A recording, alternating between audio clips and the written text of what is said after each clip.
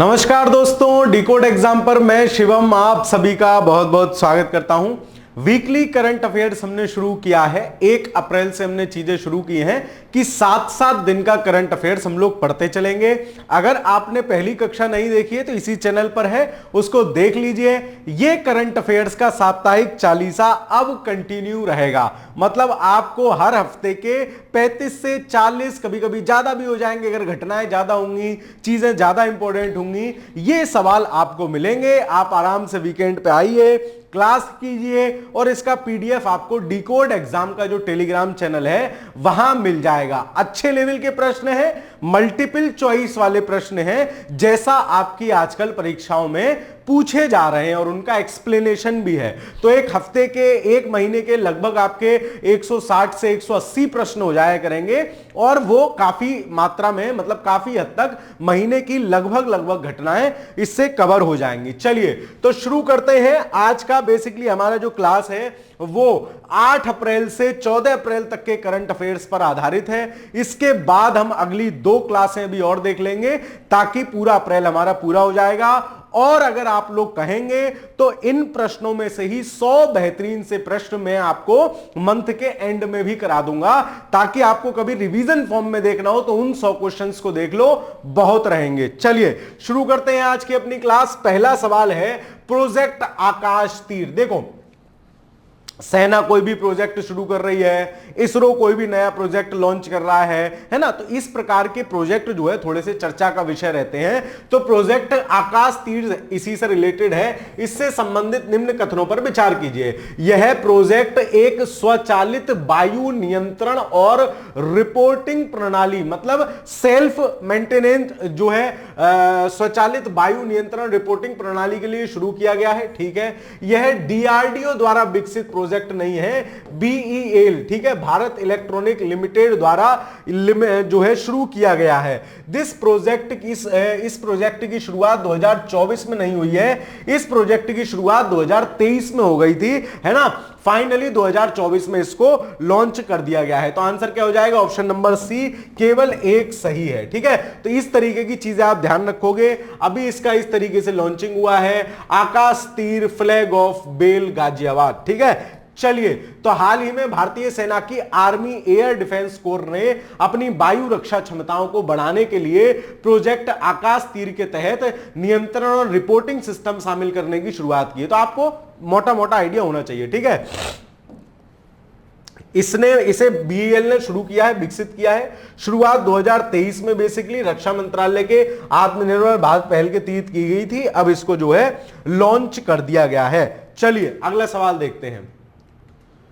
हाल ही में Sittwe port खबरों में रहा, यह किस देश का बंदरगाह है? देखो, सितवे और चाबहार, मैंने आपको जब आरओ की परीक्षा जब आपकी 11 फरवरी को होने वाली थी, उससे पहले भी करंट अफेयर्स जब कराया था, सितवे पोर्ट मैंने आपको वहां भी बताया था कि इंपॉर्टेंट पोर्ट है भारत की दृष्टि से। ठीक है, तो कहां पड़ता है? म्यांमार में पड़ता है, ऑप्शन नंबर सी। मैप पर देख लीजिए, ये रहा आपका प्यारा भारत, कोलकाता पोर्ट है, और ये रहा म्यांमार, और म्यांमार का ये रहा सितवे पोर्ट। ठीक है, बंगाल की खाड़ी में सितवे पोर्ट है, तो भारत के काफी नजदीक है। तो हाल ही में भारत म्यांमार के रखाइन प्रांत में, तो प्रांत याद रख सकते हो, रखो ना रखो लेकिन नदी जरूर याद रख लेना, कालादान नदी।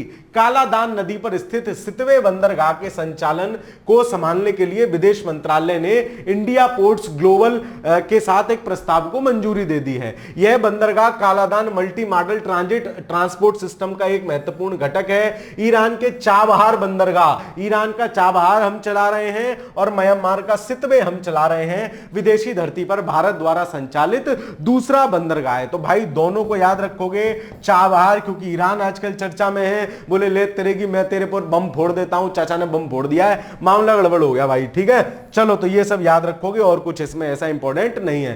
कालादान नदी याद रखोगे, सितवे याद रखोगे, म्यांमार याद रखोगे, चाबहार ईरान याद रखोगे। आगे चलते हैं।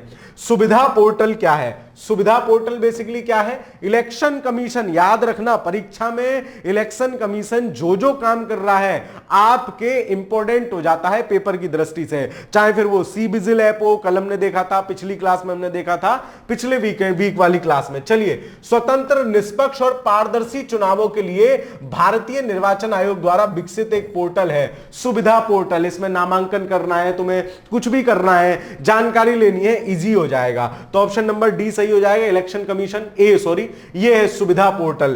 क्या है? रैली की परमिशन लेनी है ना, व्हीकल परमिशन लेनी है ना, vehicle with loud speaker permit लेना है, डिस्प्ले बैनर का परमिट लेना है, परमिशन वीडियो बैन की लेनी है, डोर टू डोर कैंपेनिंग की लेनी है, टेम्परेरी पार्टी ऑफिस बनाना है, एयर बैलून्स, तो इत्यादि इत्यादि की परमिशन सीधे सुविधा पोर्टल पे जाइए, आपको सीधे मिल जाएगी, किसी अधिकारी कर्मचारी के चक्कर लगाने की आवश्यकता नहीं है। तो हाल ही में चुनाव आयोग ने लोकसभा चुनाव की घोषणा के बाद उसकी सुविधा को 73,000 से अधिक आवेदन प्राप्त हुए हैं सुविधा पोर्टल पर। ठीक है, चुनाव आयोग द्वारा विकसित किया गया सुविधा पोर्टल एक तकनीकी समाधान है जिसका उद्देश्य राजनीतिक दलों, उम्मीदवारों के लिए समान अवसर प्रदान करना, निष्पक्ष और पारदर्शी चुनाव जो है कंडक्ट कराना है। पता लगे कि जो है एक्स पार्टी वाले कह रहे हैं साहब हमारे हेलीकॉप्टर को तो उतरने की अनुमति नहीं दी, हमारे हेलीकॉप्टर की चेकिंग कर लीजिए भाई साहब, मामला खराब हो गया। तो ये सब जो है ना बवाल हो, इसलिए। चलिए, वैश्विक हेपेटाइटिस रिपोर्ट 2024, हमेशा याद रखो कोई भी रिपोर्ट आ रही है, तीन चीज, रिपोर्ट कौन जारी कर रहा है, भारत का स्थान क्या है, पहले नंबर पे कौन है। सवाल की ऐसी की तैसी की सवाल तुम्हारा गलत हो जाए। देख लो, हेपेटाइटिस रिपोर्ट 2024 के संदर्भ में निम्नलिखित कथनों में सत्य कथनों की पहचान कीजिए। विश्व में वायरल हेपेटाइटिस के कारण जान गंवाने वालों की संख्या बढ़ रही है। बिल्कुल बात ठीक है, हेपेटाइटिस संक्रामक बीमारी का रूप लेती जा रही है। भारत हेपेटाइटिस बी और सी के मामले में विश्व में पहले स्थान पर है। भारत पहले पे नहीं है, भारत दूसरे पे है, गलत हो जाएगा। अपने आप मिल गया ऑप्शन नंबर 1 और 3। यह बीमारी वैश्विक स्तर पर मृत्यु का दूसरा प्रमुख संक्रामक रोग है। ठीक है, चलिए, तो किसने जारी किया है? WHO, है ना। अब स्वास्थ्य संबंधी कोई भी रिपोर्ट है तो यह संभावना ज्यादा है कि उसको WHO ही जारी करेगा। WHO की वैश्विक हेपेटाइटिस रिपोर्ट 2024 के अनुसार 2022 में 3.5 करोड़ संक्रमकों के साथ चीन के बाद भारत हेपेटाइटिस बी और सी के मामलों में दूसरे स्थान पर है। मतलब पहले नंबर पे कौन है?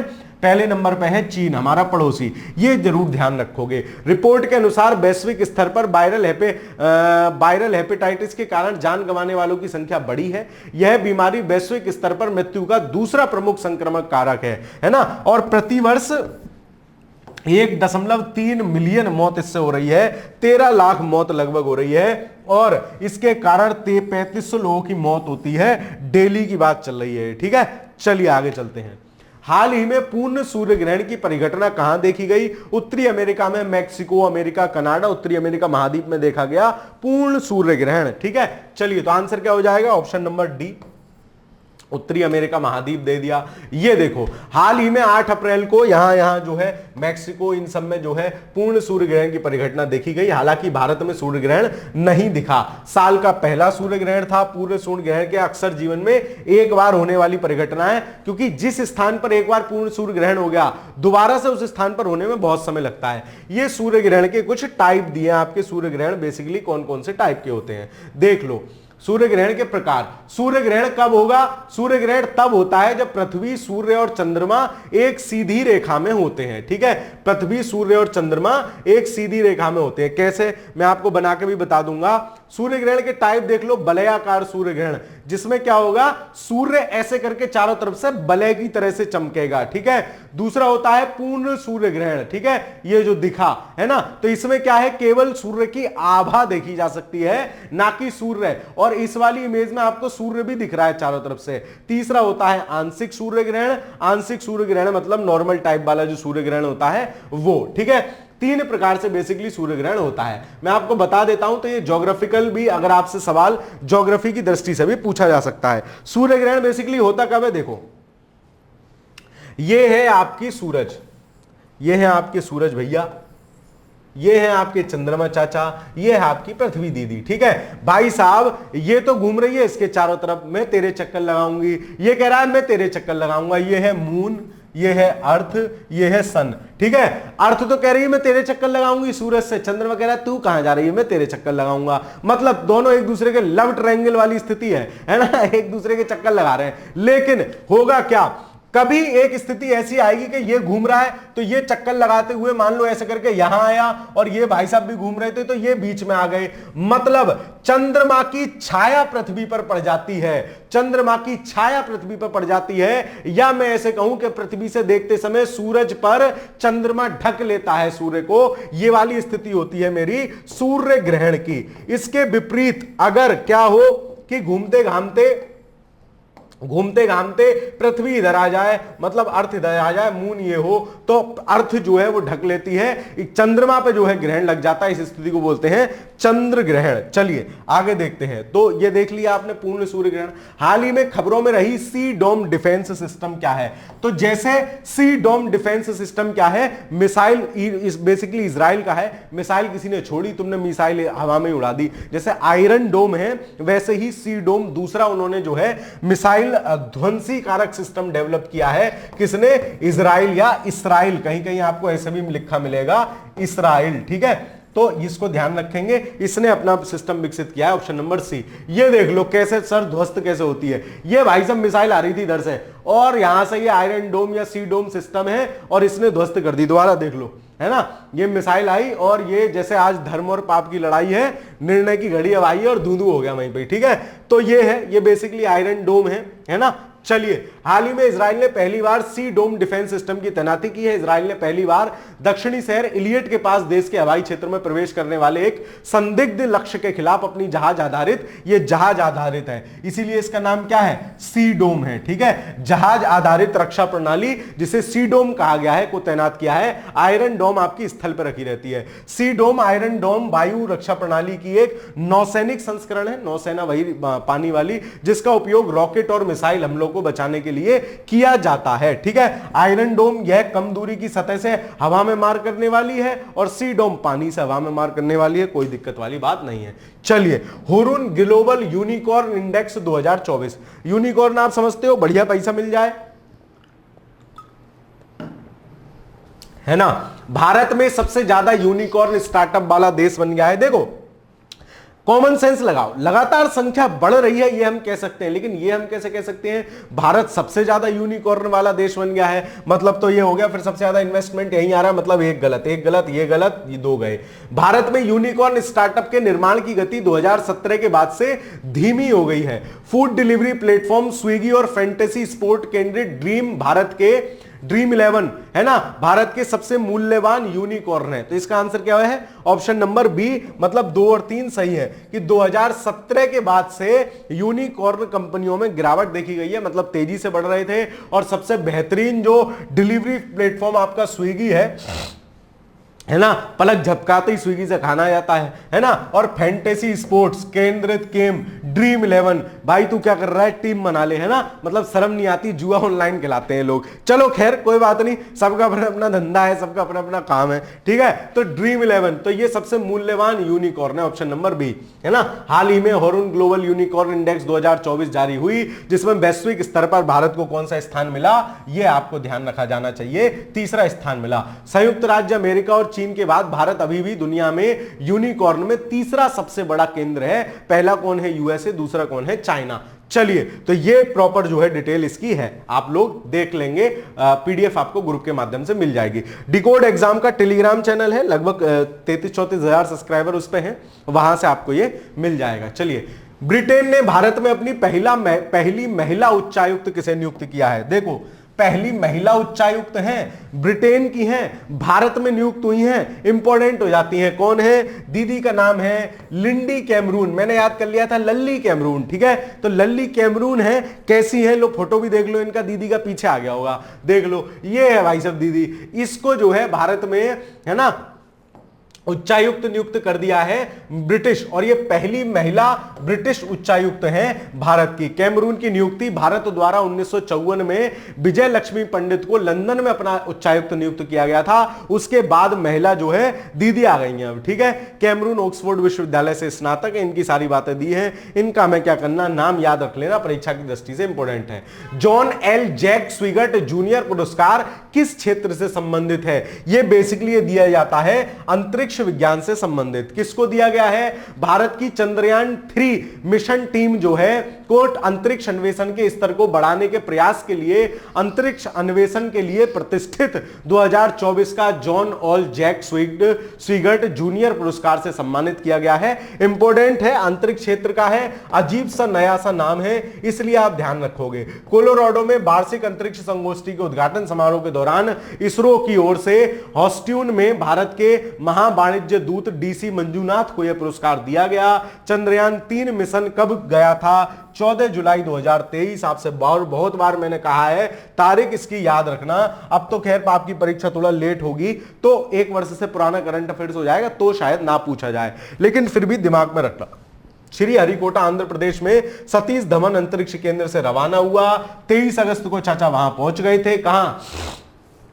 कक्षा में चंद्रमा की। चंद्रयान 3 ने चंद्रमा के दक्षिणी ध्रुव पर जो है सफलतापूर्वक लैंडिंग कर ली थी, जिससे भारत चंद्रमा के दक्षिणी ध्रुव पर लैंड करने वाला पहला देश बन गया, ठीक है, और सॉफ्ट लैंडिंग हासिल करने वाला चौथा देश बन गया। चंद्रयान 3 मिशन को LVM-3 रॉकेट प्रणाली का उपयोग करके लॉन्च किया गया था। तो यह भी आपसे जो है प्रश्न, इसमें से इस लाइन में से काफी प्रश्न वाली लाइन है ये। चंद्रयान 3 श्रीहरिकोटा 14 जुलाई, 23 अगस्त LVM-3, ठीक है। चलो आगे चलते हैं।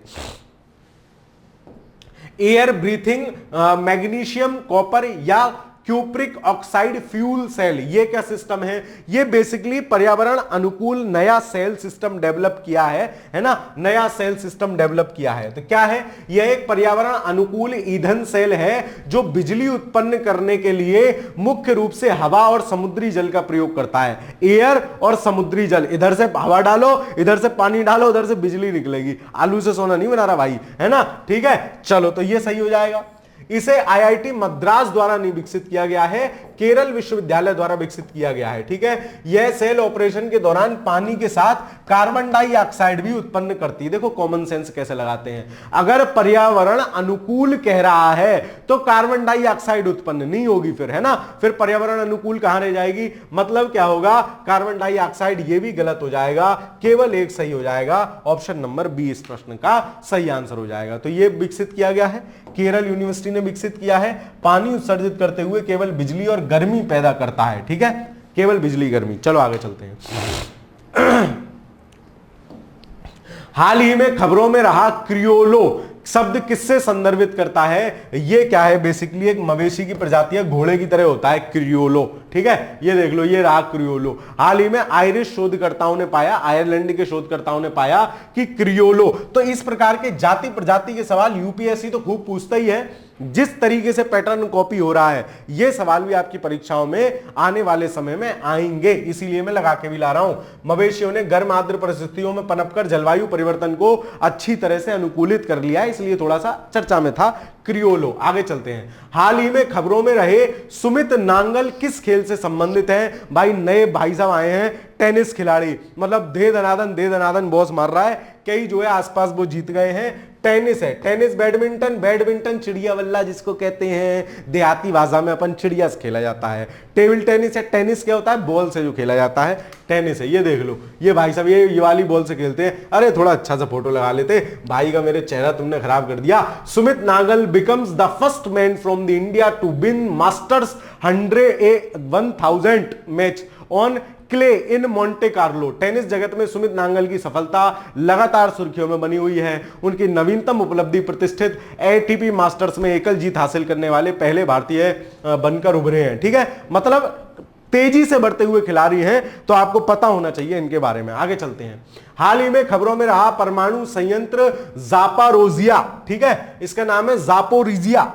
जापोरिजिया किस देश का न्यूक्लियर पावर संयंत्र है? यूक्रेन का है। चीन वाले, उन्होंने, रशिया वाले भाई साहब ने कब्जा कर लिया है, ठीक है। किसका है? यूक्रेन का। तो आपको पता होना चाहिए। ज़ोपोराजिया, ठीक है, ये रहा यूक्रेन, यूक्रेन और ये रहा इधर रशिया। ये क्रीमिया वाला पार्ट जो है यूक्रेन का, दक्षिणतम पार्ट जो है क्रीमिया वाला, ये पहले ही रशिया कब्जा कर चुका है, और ये वाला एरिया भी रशिया यूक्रेन का जो मैंने रेड कर दिया कब्जा कर चुका है। यहीं पे पड़ता है ज़ापोरिजिया प्लांट, ठीक है, जिसको जो है क्षतिग्रस्त कर दिया परमाणु ऊर्जा संयंत्र को। हालांकि इससे कोई नुकसान नहीं हुआ, तो आपको पता होना चाहिए, है ना, इंपॉर्टेंट घटना है। चलो, हाल ही में खबरों में रहा TSAT-1A क्या है? ये बेसिकली क्या है? ये है आपका पृथ्वी अवलोकन उपग्रह। पृथ्वी अवलोकन उपग्रह का क्या मतलब है? मतलब अरे सारे उपग्रह पृथ्वी अवलोकन प्राय होते ही हैं, पृथ्वी को अवलोकित करते रहते हैं, घूम घूम के कहां क्या चल रहा है। ये रहा तो, और ये किस लिए चर्चा में है? भारत का पहला निजी क्षेत्र द्वारा निर्मित पृथ्वी अवलोकन उपग्रह TAST-1A, ठीक है। क्यों इंपॉर्टेंट है? पहला निजी क्षेत्र द्वारा विकसित है, निजी क्षेत्र विकसित कर रहा है। अब तक हमारा इसरो वगैरह ही विकसित करते थे, लेकिन निजी क्षेत्र जो है विकसित कर रहा है पहला उपग्रह TAST-1A। Tata advance system limited और सैटेलाइजिक द्वारा लॉन्च किया गया है। पहले केवल भारत सरकार के स्वामित्व वाली इसरो ही ऐसे उपग्रहों का निर्माण करके उन्हें प्रक्षेपित कर सकती थी, लेकिन इसने जो है TAST-1A उपग्रह को एक सैन्य उपयोगी उपग्रह भी माना जा रहा है। तो प्राइवेटाइजेशन भी अंतरिक्ष प्रौद्योगिकी में भारत की तरफ से बढ़ रहा है, ये एक अच्छे संकेत भी माने जा सकते हैं। चलिए, हाल ही में प्रसिद्ध वैज्ञानिक पीटर हिग्स का निधन हो गया, है ना। इन्होंने भौतिकी के लिए कौन सा सिद्धांत दिया था? हिग्स बोसोन, जो कण माना, जो दैवीय कण जिसको माना, वो सिद्धांत इन्होंने दिया था। इनके नाम पे ही जो है हिग्स बोसोन उसका नाम रखा गया, पीटर हिग्स। ये रहे भाई पीटर हिग्स, काफी सेंचुरी बनाने वाले थे। 94 वर्ष की उम्र में 8 अप्रैल को चाचा चले गए हैं, ठीक है। तो प्रख्यात भौतिक सैद्धांतिक विज्ञानी पीटर हिग्स, जिन्होंने सबसे पहले यह प्रस्ताव रखा था, यह विचार रखा था क्या, कि जिसे अब हम हिग्स बोसोन के नाम से जानते हैं। 94 वर्ष की आयु में चाचा चले गए। पीटर हिग्स को हिग्स बोसोन पार्टिकल भी कहते हैं, है ना, या गॉड पार्टिकल, ये मैं बता रहा था ना, दैवीय कण या गॉड पार्टिकल भी कहते हैं, ठीक है। पीटर हिग्स को भूतपूर्व खोज के लिए 2013 में नोबेल पुरस्कार भी मिला है, इसलिए भी चाचा चर्चा के विषय हैं। और ये जब गॉड पार्टिकल खोजा गया था तब भी बहुत ज्यादा चर्चा का विषय था। चलिए, जिसने यह समझाने में, बेसिकली है क्या, गॉड पार्टिकल ने क्या मदद की? यह समझाने में मदद की कि बिग बैंग के बाद ब्रह्मांड का निर्माण कैसे हुआ, है ना। बिग बैंग आप ज्योग्राफी में पढ़ते हो, यहां मैं हल्का सा बता देता हूं कि माना जाता है 13.7 अरब वर्ष पूर्व एक सिंगुलैरिटी नाम का छोटा सा कण था, जिसमें हाई डेंसिटी, हाई टेम्परेचर इत्यादि थे। उसमें विस्फोट हुआ, जिसको नाम दिया गया महाविस्फोट, और उसी के बाद जो है ब्रह्मांड बना। इसको नाम दिया गया बिग बैंग या महाविस्फोट, ठीक है। चलिए, ये प्रॉपर सारी चीजें इनके विषय में दी हैं। हाल ही में जारी report global trend outlook and statics 2024 के संदर्भ में निम्नलिखित कथनों पर विचार कीजिए। देखो, ग्लोबल ट्रेड आउटलुक है तो कौन जारी करेगा, है ना, ट्रेड ऑर्गेनाइजेशन जैसा ही कुछ। यह report united nation industrial development organization द्वारा जारी की गई है, गलत। यह द्विवार्षिक रूप से जारी की जाती है, और इस रिपोर्ट के अनुसार 2024-25 में विश्व व्यापार के बढ़ने के अनुमान है। भाई, विश्व व्यापार तो बढ़ेगा ही, सकारात्मक कदम है। कॉमन सेंस से भी आप ये सवाल आराम से कर सकते हो। 2 और 3 सही हो जाएंगे। ऑप्शन नंबर बी ये है। WTO इसको जारी करता है, basically global trade outlook WTO जारी करता है। WTO जारी करता है ग्लोबल ट्रेड आउटलुक बुकलेट को, है ना, रिपोर्ट को। तो वैश्विक व्यापार निकाय WTO ने हाल ही में जारी अपनी द्विवार्षिक रिपोर्ट, है ना, मतलब 2 साल में एक बार आती है। आते हैं मुसाफिर, जाते हैं मुसाफिर, गाना आपने सुना ही होगा। चलो खैर, global trend outlook and statics में कहा है कि 2024 में वैश्विक व्यापार में तेजी आएगी, लेकिन गिरावट का जोखिम भी बना रहेगा। देखो, करंट अफेयर्स पढ़ने को लेके ना, करंट अफेयर्स पढ़ने को लेके आप लोग बहुत कंफ्यूज रहते हो, सर कहां से पढ़े, सर कैसे पढ़े, सर कितना पढ़े। मैं फिर कह रहा हूं, डेली 1-1, 2-2 घंटे के करंट अफेयर्स के वीडियो देखने का कोई औचित्य नहीं है परीक्षा की दृष्टि से। पहली बात, हां ये मान सकता हूं कि रिवीजन उस समय हो जाता होगा, बार बार लोग वही चीज पढ़ाते रहते हैं, लेकिन आप ऐसा ही कोई वीकली करंट अफेयर्स फॉलो कीजिए, ताकि आपको संडे वाले दिन आप आराम से इसको कर लें। उसके बाद एक मंथली मैगजीन कोई भी फॉलो कर लीजिए। मैं पतली वाली क्रॉनिकल सजेस्ट करता करता हूं उत्तर प्रदेश लेवल तक की परीक्षाओं के लिए। उसके बाद इतना कर लेने के बाद आप लास्ट टाइम में एग्जाम समय में जो अर्धवार्षिकी वार्षिकी आती है किसी भी पब्लिकेशन की, उसको फॉलो कर लीजिए। करंट अफेयर्स का एक भी सवाल इससे इतर नहीं जाएगा। तो करंट अफेयर्स पढ़ने का यही प्रॉपर तरीका होना चाहिए। चलिए, तो वीकली करंट अफेयर्स मैं आपको करा ही रहा हूं, मंथली करंट अफेयर्स भी अपन करने का प्रयास करेंगे। अभी चीजें इसी रूप में करते चलते हैं। विश्व व्यापार संगठन WTO को वैश्विक व्यापार में धीरे धीरे सुधार की उम्मीद है और मान रहे हैं कि व्यापार बढ़ जाएगा। कोई दिक्कत वाली बात नहीं है। आप WTO याद रखना और इसका मुख्यालय वगैरह देख लो। WTO जो है कब बना है और इसका मुख्यालय कहां है? जेनेवा स्विट्जरलैंड में इसका मुख्यालय है। बेसिकली ये ट्रेड से संबंधित चीजें देखता है। हाल ही में समाचारों में रहे क्लस्टर विकास कार्यक्रम CDP सुरक्षा है ना, सुरक्षा प्लेटफॉर्म का उद्देश्य क्या है? बागवानी किसानों को सब्सिडी वितरित करना, आपातकालीन चिकित्सा, औद्योगिक विकास, साइबर सुरक्षा। किसानों को सब्सिडी देने के लिए बेसिकली ये बनाया गया है सुरक्षा, है ना, क्या? क्लस्टर विकास डेवलपमेंट कार्यक्रम सुरक्षा, यह उसका लोगो है। हाल ही में सरकार ने क्लस्टर विकास कार्यक्रम CDP के तहत बागवानी किसानों को सब्सिडी देने के लिए नए प्लेटफॉर्म को लॉन्च किया है। यह बागवानी फसलों को बढ़ावा देने के लिए केंद्र सरकार की एक पहल है। ठीक है, इस प्लेटफॉर्म को CDP सुरक्षा, तो आपसे यही पूछा जा सकता है, हाल ही में चर्चा में रहा CDP सुरक्षा जो वो है पोर्टल है या प्रोग्राम है, किससे संबंधित है? कृषकों से संबंधित है। मीनिंग सुरक्षा, सुरक्षा का क्या जो नाम दिया है? System for unified resource allocation, knowledge and secure horticulture assistance. ठीक है, चलिए, यह किसानों को सीधे उनके खाते में सब्सिडी तत्काल दे देगा, कोई दिक्कत वाली बात नहीं है। यह एक डिजिटल प्लेटफॉर्म है और इस तरीके से यूज हो रहा है। चलो, हाल ही में खोजी गई नई प्रजाति नेप्टिस फिलियारा किससे रिलेटेड है? मैं आपको फिर कह रहा हूं, यह प्रजाति जितनी मैं बता रहा हूं, यह प्रजाति डैश किस चीज की है, डैश कहां मिली है, एक पेपर पे बनाते रहो। जिस स्पीड से आयोग ट्रेंड कॉपी कर रहा है ना यूपीएससी का, ये सवाल भी आने में देर नहीं लगेगी। तो नेप्टिस फिलियारा बेसिकली क्या है? तितली है, एक तितली नई प्रजाति खोजी गई है। ये रही नेप्टिस फिलियारा नामक दुर्लभ तितली प्रजाति, जिसे आमतौर पर लॉन्ग स्ट्रैक्ट सेलर जो है के रूप में जाना जाता है। भारत में पहली बार अरुणाचल प्रदेश में। तो ये भी आपसे लिप्टे नेप्टिस फिलियारा को याद रखोगे, अरुणाचल प्रदेश। वर्तमान में इस तितली की प्रजाति कहां पाई जा रही है? पूर्वी साइबेरिया, जापान, मध्य अमेरिका, चीन इत्यादि क्षेत्रों में पाई जा रही है। यह प्रजाति जो निम्नाफिडे परिवार का हिस्सा है, कोई मतलब नहीं है, केवल अरुणाचल प्रदेश याद रखना। कहां पाई जा रही है ये याद रखना, भारत में खोजी गई है, नाम याद रखना। परिवर्तन चिंतन एक त्रिसेवा सम्मेलन से संबंधित निम्नलिखित कथनों पर विचार कीजिए। परिवर्तन चिंतन एक त्रिसेवा सम्मेलन है ना, क्या है? इस सम्मेलन की अध्यक्षता CDS जनरल अनिल चौहान ने की। बिल्कुल सही बात है, तीनों सेनाओं का बेसिकली सम्मेलन था, तो CDS क्योंकि तीनों सेनाओं का प्रमुख है तो CDS इसका हेड कर रहे हैं इसको, ये ठीक है। इसका आयोजन नई दिल्ली में हुआ, ठीक है। सशस्त्र बलों में संयुक्तता और एकीकरण को आगे बढ़ाने के लिए चिंतन को एक विचार मंथन और इंक्यूबेशन चर्चा के रूप में आयोजित किया गया। सरकार इस समय इस बात पर बहुत ज्यादा जोर दे रही है कि कैसे तीनों सेनाओं को समन्वित उनका जो है सिस्टम मैनेज किया जा सके, उसी से रिलेटेड है परिवर्तन चिंतन एक त्रिनेत्र सेवा सम्मेलन। सभी सही हो जाएंगे, ऑप्शन नंबर डी इस प्रश्न का सही आंसर हो जाएगा। आगे चलते हैं, ये दिया है डी, ये जनरल अनिल चौहान का फोटो आपको दिया है।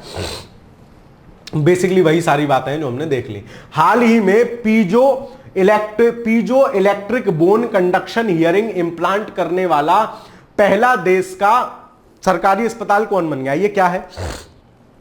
कान की मशीन है, piezo electric bone conduction hearing implant, है ना। मतलब कोई नई टेक्नोलॉजी से ऐसी इन्होंने मशीन लगा दी है, आदमी आराम से सुन सकेगा। बहरे लोगों के लिए, जो आदमी थोड़े कान से कम सुनते हैं, है ना, बुरा मत मानना भाई, उनके लिए ये सिस्टम है। ठीक है, ऑप्शन नंबर सी। पुणे के कमांड, ये कुछ ऐसा दिखने वाला सिस्टम है। पुणे के कमांड अस्पताल सफल piezo electric bone conduction hearing implant करने वाला देश का पहला सरकारी अस्पताल बन गया है। कमांड अस्पताल पुणे में कान, नाक और गला, ENT बोलते हैं इनको डॉक्टर वाली भाषा में, नाक कान गला, ईयर नेक और गले को क्या बोलेंगे, जो भी है, विभाग ने कान के बाहरी एवं मध्य हिस्सों में जन्मजात गंभीर विसंगति की वजह से होने वाली श्रवण हानि या बहरेपन से पीड़ित एक 7 वर्षीय बच्चे को एक कान के बहरेपन का शिकार एक वयस्क में 2 piezo electric bone conduction hearing implant लगाकर इसका जो है को सफलतापूर्वक प्रत्यारोपित करने वाला पहला सरकारी अस्पताल बन गया है। तो इसको ध्यान रखोगे। राष्ट्रीय महिला हॉकी लीग है ना 2024-25, अब एक तो नेशनल लेवल की है, महिलाओं की है भाई साहब, इनसे तो वैसे ही डर के मतलब डर के नहीं, मतलब बुरा मत मानना मेरे, अरे यार भावनाओं में बह जाते हो, मतलब महिला है ज्यादा इंपॉर्टेंट है, तुम्हारे जीवन में भी इंपॉर्टेंट होगी, ऐसे यहां भी प्रश्न के माध्यम से भी इंपॉर्टेंट है। किस शहर में हुई है, ये हुई है आपकी रांची में, ठीक है, ध्यान रखोगे। ये देखो महिलाएं आपस में हॉकी खेल रही हैं, है ना। राष्ट्रीय महिला हॉकी लीग जो है क्या कहते हैं 24-25 का आयोजन कहां किया गया है, झारखंड के रांची में किया गया है, ये लिखा हुआ है, स्थान याद रख लेना, बहुत है। चलिए, उत्तर प्रदेश का पहला ग्लास स्काई वॉक ब्रिज कहां बनाया जा रहा है, भाई चित्रकूट में बना रहे हैं, चर्चा में बना रहा है, काफी समय से चर्चा में है, जब से बनाने का कहा गया तब से। और फिर अरे ग्लास स्काई वॉक नहीं जानते, अरे रील में नहीं देखते हो, दीदी को जबरदस्ती खींच के ले जाता है कि अच्छा चल, बहुत कह रही थी तू मैं शीशे पे चलूंगी, अब चल, ऐसे ही जो है स्काई वॉक हम बना रहे हैं चित्रकूट में, और धनुष की आकृति का ये रहेगा, शायद इमेज भी मैंने लगाया है, ये देखिए इस तरीके से कुछ रहेगा ग्लास स्काई वॉक, मतलब ये पूरा सिस्टम ग्लास का बना हुआ होगा, आराम से जाके घूम फिर के आओ, है ना। तो चित्रकूट में तुलसी शबरी जलप्रपात में बनकर तैयार हो गया है। यह ब्रिज भगवान राम के धनुष और बाण की आकृति का बनाया गया है। पर्यटकों के लिए यह ब्रिज लोकसभा चुनाव के बाद खोल दिया जाएगा, मैं भी घूम के आऊंगा। आने वाले समय में यह सबसे खूबसूरत इको टूरिज्म का केंद्र बनेगा। इस प्रकार की चीजें जो है टूरिज्म को तो प्रमोट करती ही हैं। प्लास्टिक ओवरशूट डे रिपोर्ट 2024, है ना, प्लास्टिक कचरे से सब परेशान है, ये भी परेशान है, सवाल आ गया, निम्नलिखित कथनों पर विचार करें। यह रिपोर्ट स्विस आधारित रिसर्च कंसल्टेंसी अर्थ एक्शन द्वारा जारी की गई है। भारत दुनिया के 60% कुप्रबंधित प्लास्टिक कचरे के लिए जिम्मेदार 12 देशों में से एक है। मतलब क्या हुआ, प्लास्टिक कचरे के कुप्रबंधन में 12 कंट्री जिम्मेदार हैं, और 12 कंट्री 60% के लिए जिम्मेदार हैं, भारत भी उनमें से एक है। ये इस फैक्ट का इंपॉर्टेंट पॉइंट है, ध्यान रखोगे। 2021 के बाद वैश्विक प्लास्टिक अपशिष्ट उत्पादन में इतने प्रतिशत की वृद्धि हुई है, प्लास्टिक उत्पादन में तो लगातार वृद्धि हो ही रही है। तो इसका सही आंसर क्या हो जाएगा, ऑप्शन नंबर डी, इसको इसी ने जारी किया है, स्विस आधारित वो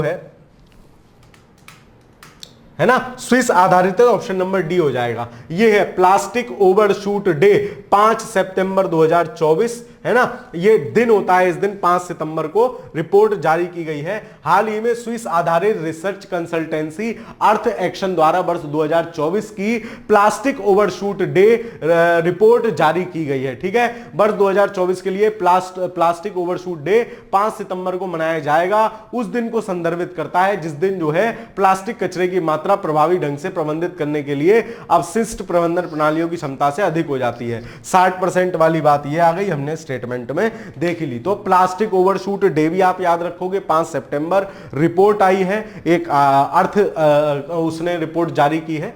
तो ये 60% वाले 12 देश ये हैं, चीन, भारत, रूस, Brazil, Mexico, Vietnam, Iran, Indonesia, मतलब भारत शुरुआत में ही है, दूसरे नंबर पे है, देख रहे हो। तो प्लास्टिक शर्माने की क्या बात है, बाहर आलू लेने जा रहे हो, थैलिया क्यों लेते हो यार, उससे बढ़िया अपना झोला ले जाओ। आजकल तो खादी के इतने बढ़िया बढ़िया झोले आ रहे हैं, हम तो मम्मी हमारी सिल देती थी, हमारी पैंट खराब हो जाती थी भाई, उसी में से झोला कट कटा के बन जाते थे 2-3, उसी झोले को ऐसे कमर पे टांगे जो है सब्जी लेने जाते थे। तो प्लास्टिक, आप उसमें शर्माने कौन बात है, आप थोड़े डिजाइनदार लोग हो सकते हैं, जीन्स का थैला बना सकते हो, आपको थोड़ा और अट्रैक्टिव टाइप लग सकता है, और जेब में पैसा हो, खादी वाला थैला ले आओ, 50-60 रुपए का आता है।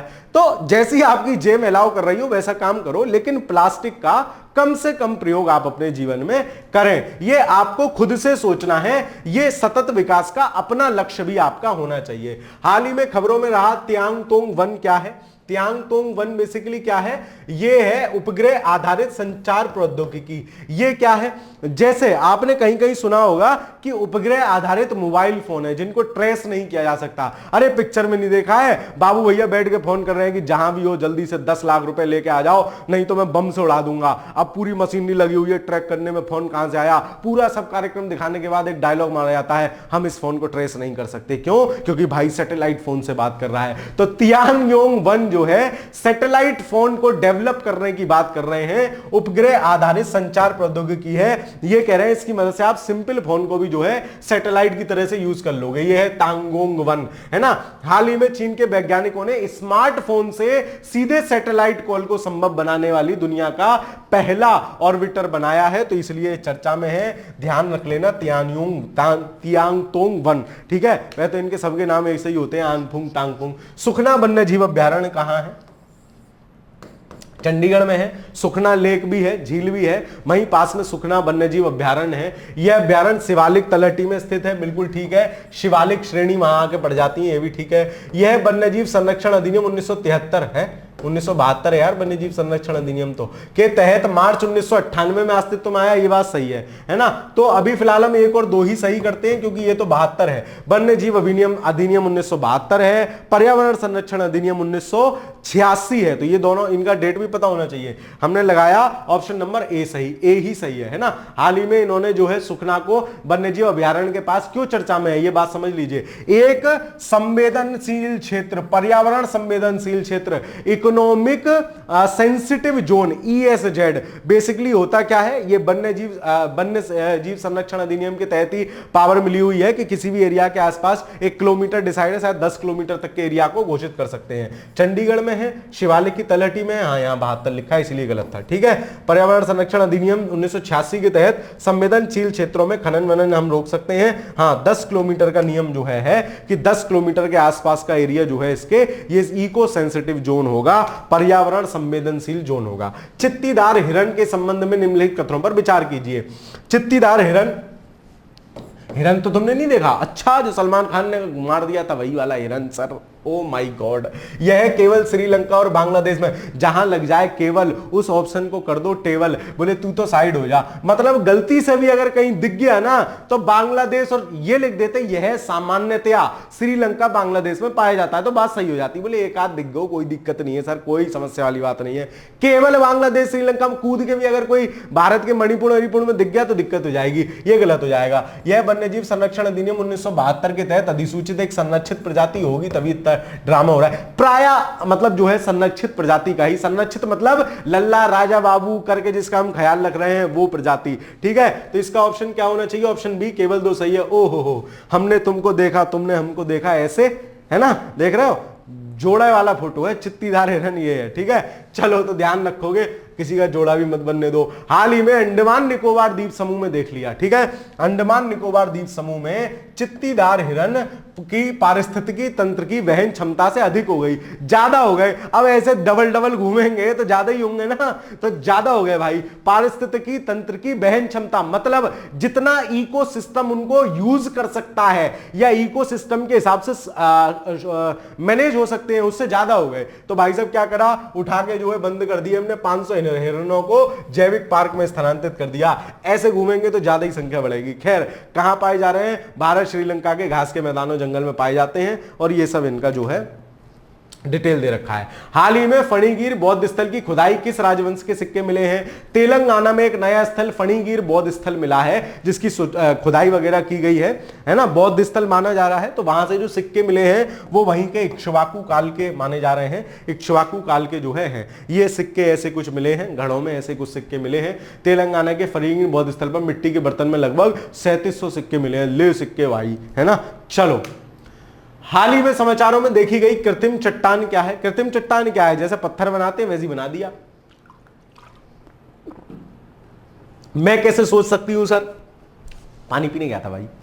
मैं कैसे सोच सकती हूं कृत्रिम चट्टान क्या होती है? कृत्रिम चट्टान अगर आपने कभी एक्वेरियम देखा हो किसी के घर पे, अरे मछली वाला डब्बा भाई, है ना, उसमें क्या है, मछली पड़ी रहती है, उसमें ऐसी क्या कहते हैं, कृत्रिम चट्टानें भी होती हैं। तो ऐसे ही कुछ हम बड़े लेवल पे बना रहे हैं। कृत्रिम चट्टान एक मानव निर्मित संरचना है जो प्राकृतिक चट्टान की कुछ विशेषताओं की नकल कर सकती है, ठीक है ना। चलो, यह भारत में पहली बार मुंबई के बरली कोलीवाड़ा के पास स्थापित की जा रही है। पहली बार नहीं की जा रही है, दूसरी बार की जा रही है, केवल एक सही हो जाएगा।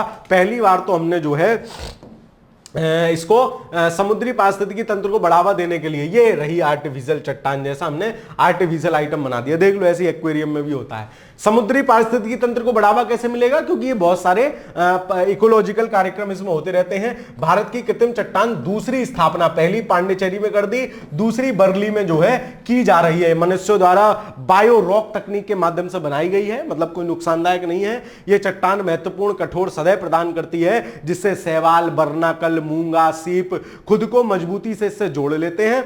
यह चट्टान मछलियों के लिए आवास बनाएगी, कार्बन डाइऑक्साइड को अवशोषित करेगी, स्थानीय मछली पकड़ने वाले समुदायों को भी लाभान्वित करेगी। तो कुल मिलाके एक बेहतरीन आइटम है, मल्टी टास्किंग प्रोजेक्ट है ना, मल्टी टास्किंग नहीं, मल्टी गिविंग आइटम है। चलो खैर, क्यूएस विश्वविद्यालय रैंकिंग काफी चर्चा में रहती है। में कौन सा विश्वविद्यालय भारत में शीर्ष विश्वविद्यालय है, तो इस बार जेएनयू को शीर्ष विद्यालय रैंकिंग मिली है, जवाहरलाल नेहरू यूनिवर्सिटी को शीर्ष रैंकिंग मिली है। ऑप्शन नंबर डी, ये है क्यूएस वर्ल्ड यूनिवर्सिटी रैंकिंग। हाल ही में क्यूएस वर्ल्ड यूनिवर्सिटी रैंकिंग जारी की गई। रैंकिंग क्लोबरी साइमंड्स, जो अग्रणी उच्च शिक्षा विश्लेषण फर्म है, इसके द्वारा जारी की गई। तो आपको ये पता होना चाहिए, जहां एक संस्था है वहां तो पता होना ही चाहिए, ठीक है। निष्कर्ष क्या है, 424 प्रविष्टियों के साथ 69 भारतीय विश्वविद्यालयों ने जगह बनाई। विकास अध्ययन की जगह जेएनयू जो है सर्वोच्च 20 रैंक टोटल जेएनयू की है ओवरऑल में। आईआईएम अहमदाबाद 22वीं रैंक पे है, आईआईटी बॉम्बे 25वीं रैंक पे है, आईआईएम मद्रास जो है 29वीं रैंक पे है। चलिए, लक्षद्वीप में शाखा खोलने वाला भारत का पहला निजी बैंक कौन सा बन गया है। अब 40 क्वेश्चन है, तो एक दो ऐसे भी सवाल होंगे शैतान वाले, अब सर ये ऐसे सवाल तो पेपर में नहीं आते हैं, चल क्या करें, है ना, मतलब चर्चा में है, पहली बार खोल रहा है ना, इसलिए बिल्कुल भी गैप नहीं छोड़ना चाहता मैं आपके लिए। चलो, तो एचडीएफसी ने भाई साहब पहली ब्रांच खोल ली है। देखो दीदी भी फीता काट रही है इसका, ये देखो भाई साहब, छोटी वाली दीदी फीता काट रही है, बच्ची से फीता कटवाया गया है। तो एचडीएफसी ने खोली है निजी शाखा। अब सोचो, पहला बैंक खुला है एचडीएफसी में, प्राइवेट बैंक, ठीक है। चलो आगे चलते हैं। अंतरिक्ष पर्यटक बनने वाले पहले भारतीय कौन है। भाई साहब अंतरिक्ष में जाएगा भाई, है ना, अंतरिक्ष में घूम के आऊंगा। तो कौन जा रहा है, गोपी चंद थोड़ा कुटा जा रहे हैं। बोले मत जाए अंतरिक्ष में, अभी थोड़ा कुटा है और कुटाई लगा दूंगी। मम्मी से कह के देखो, मम्मी मैं अंतरिक्ष में जा रहा हूं घूमने, मम्मी तो ऐसे माथा पीट के बैठ जाएगी, हाय राम, ठीक है। तो वो वाला सिस्टम है। तो ये भी थोड़े कुटे हैं अभी, इसीलिए जाने को राजी हैं। गोपी चंद थोड़ा कुटा, ठीक है। चलो, कुटरा नहीं समझते हो, ये पहले भारतीय अंतरिक्ष यात्री, भाई स्माइल दे रहा है, ठीक है। चलो, पर्यटक के रूप में जाने वाले पहले भारतीय बनने जा रहे हैं वे अंतरिक्ष कंपनी ब्लू ओरिजिन के न्यू शेफर्ड 25 मिशन के साथ एक चालक दल के हिस्से के रूप में अंतरिक्ष की यात्रा करेंगे। पैसा देकर नहीं जा रहा है, चालक दल के साथ जाएगा, उल्टा पैसा मिलेगा भाई को। विश्व साइबर अपराध सूचकांक के संबंध में निम्नलिखित कथनों पर विचार करो। कहां सबसे ज्यादा जासूसी हो रही है, कहां सबसे ज्यादा साइबर अपराध हो रहा है। इस सूचकांक में भारत को 10वां स्थान मिला है, ठीक है। स्थान भारत का, प्लस कौन जारी कर रहा है, पहले नंबर पे कौन है, ये जरूर याद रखो। इस सूचकांक को ऑक्सफोर्ड विश्वविद्यालय, खुद सोचो, साइबर अपराध ऑक्सफोर्ड यूनिवर्सिटी, ठीक है, हो सकता है किसी और के साथ जारी कर रही हो।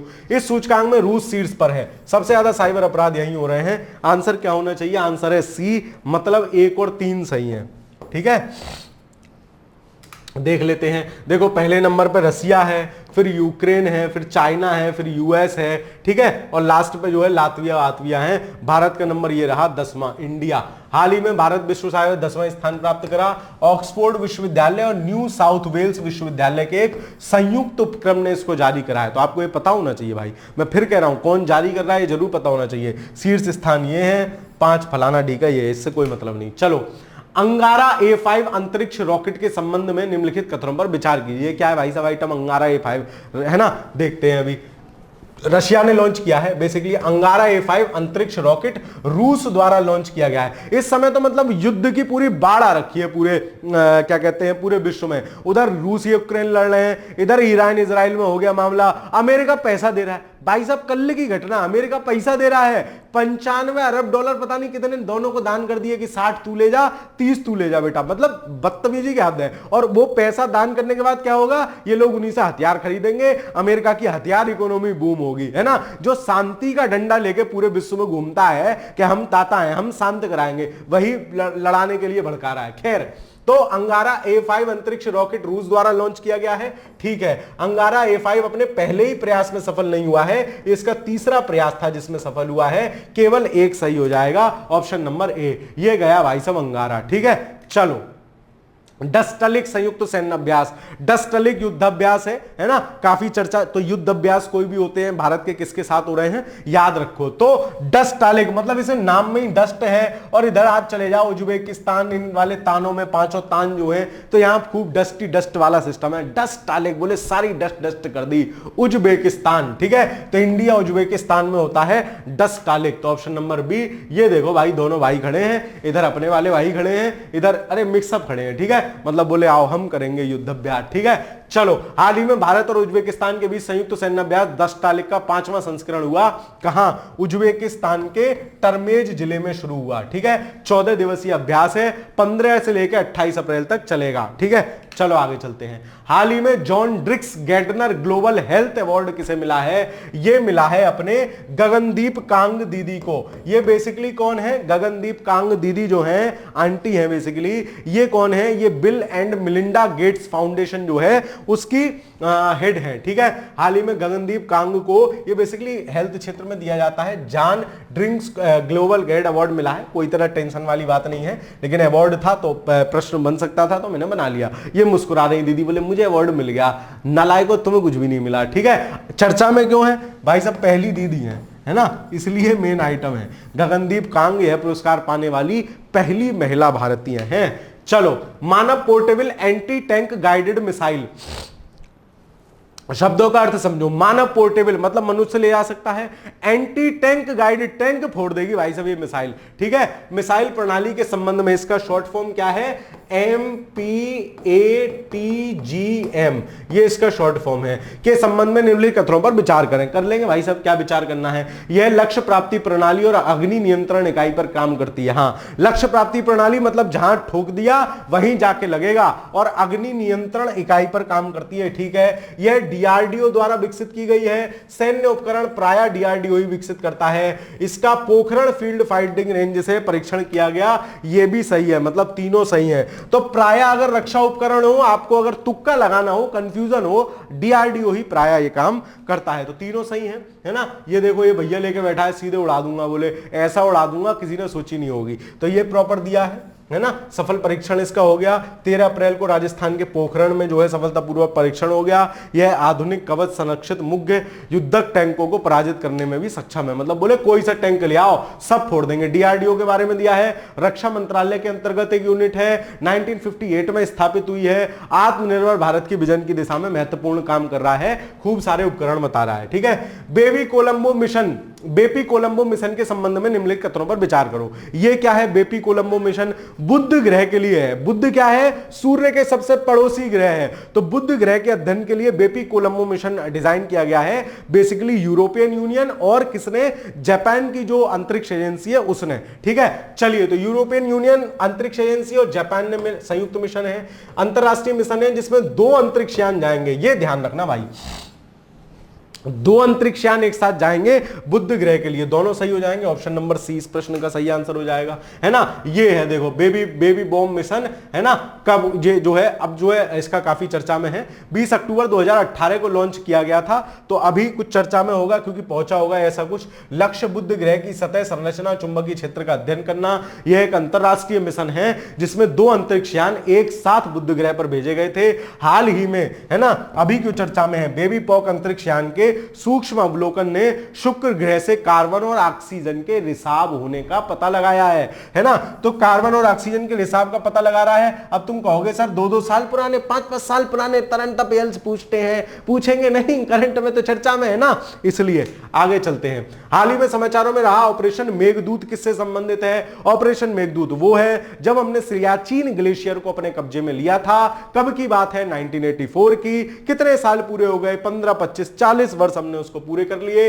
तो किससे संबंधित है ऑपरेशन मेघदूत? सियाचिन ग्लेशियर पर भारत ने कब्जा दोबारा से किया था, ये रहा। हाल ही में ऑपरेशन मेघदूत ने 40 वर्ष पूरे किए। तो आपको पता होना चाहिए बस किससे संबंधित है, कितना टाइम पूरा किया ये और कब था। कब था? 1984 में था, मैं बता रहा हूं आपको, ठीक है। चलो, हाल ही में राष्ट्रीय न्यायिक अकादमी, भोपाल में पड़ती है ये राष्ट्रीय न्यायिक अकादमी, इसके निदेशक के रूप में किसे नियुक्त किया गया है? सुप्रीम कोर्ट के जस्टिस हैं अनिरुद्ध बोस, ठीक है। तो राष्ट्रीय न्यायिक अकादमी के जो है अध्यक्ष नियुक्त कर दिया गया है अनिरुद्ध बोस साहब को, है ना। ये रहे, ये चचा बैठे, देखो गुस्सा, बोले मुझे भेज दिया, भोपाल में है, ठीक है। राष्ट्रीय न्यायिक अकादमी भोपाल ये है, ठीक है। चलो, अंतिम सवाल आज के साप्ताहिक करंट अफेयर्स का। हाल ही में खबरों में रहे सिमोन हैरिस किस देश के सबसे कम उम्र के प्रधानमंत्री बन गए हैं? कल मैंने आपको एक दीदी और याद कराई थी जो बार बार प्रधानमंत्री बन गई है, कहां की थी? वो थी कांगो वाली, पिछले साप्ताहिक करंट अफेयर्स में। तो ये जरूर ध्यान रखना, वो थुलुलू कुलुलू करके उनका कुछ नाम था। सिमोन हैरिस कहां के बन गए हैं? ये हैं आपके रिपब्लिक ऑफ आयरलैंड या आयरलैंड। आयरलैंड बेसिकली कहां पड़ता है? ग्रेट ब्रिटेन जो है उसी का पार्ट है आपका आयरलैंड। ये रहे भाई, है ना, एकदम पूरा एकदम ऐसे जोश के साथ हाथ उठाते हुए कह रहे हैं हाल ही में साइमन हैरिस को आयरलैंड गणराज्य के सबसे युवा प्रधानमंत्री बन गए हैं। 37 साल का है भाई बस, है ना, 37 साल का है भाई बस, और पीएम बन गया। देख लो, 37 साल की आयु में साइमन हैरिस आयरलैंड के इतिहास में सबसे युवा पीएम बन गए हैं। उनसे पहले भारतीय मूल के प्रधानमंत्री लियो बार्डराकर थे, अब इनका कोई मतलब नहीं है, चाचा चले गए। मेन आपको वही ध्यान रखना है कि जो है, हाँ, एक ये भी एक पॉइंट इंपॉर्टेंट है, आयरलैंड में द्विसदनीय संसद है जिसे क्या कहा जाता है? आइरे चटास, है ना, ओइरो चटास जिसको कहा जाता है। तो संसद वंसद के नाम भी कभी पूछ लेते हैं जो चर्चा में होते हैं ये। तो ये कक्षाएं आपको कैसी लग रही हैं कमेंट के माध्यम से जरूर बताइएगा। आपके कमेंट्स मास्टर में भी फ्यूल भरने का काम करते हैं, मुझे नई नई चीजें करने के लिए प्रोत्साहित करते हैं, है ना। जल्दी ही मैं यूट्यूब पे बहुत कंटिन्यू आपके साथ क्लासें लेके आऊंगा। थोड़ी सी मेरी व्यक्तिगत व्यस्तता और थोड़े मेंटरशिप प्रोग्राम की व्यस्तता है जिसकी वजह से आपकी कंटिन्यूअस क्लासें नहीं हो पा रही हैं। मैं आपसे प्रॉमिस कर रहा हूं जल्दी ही, मतलब जल्दी ही हम इस चीजों को शुरू कर लेंगे। बाकी आज की क्लास के विषय में कमेंट जरूर कर दीजिएगा, जरूर बताइएगा आपको कक्षा कैसी लगी। मिलता हूं आपसे फिर किसी एक अगली बेहतरीन सी वीडियो में, तब तक के लिए पढ़ते रहिए, खुश रहिए, धन्यवाद।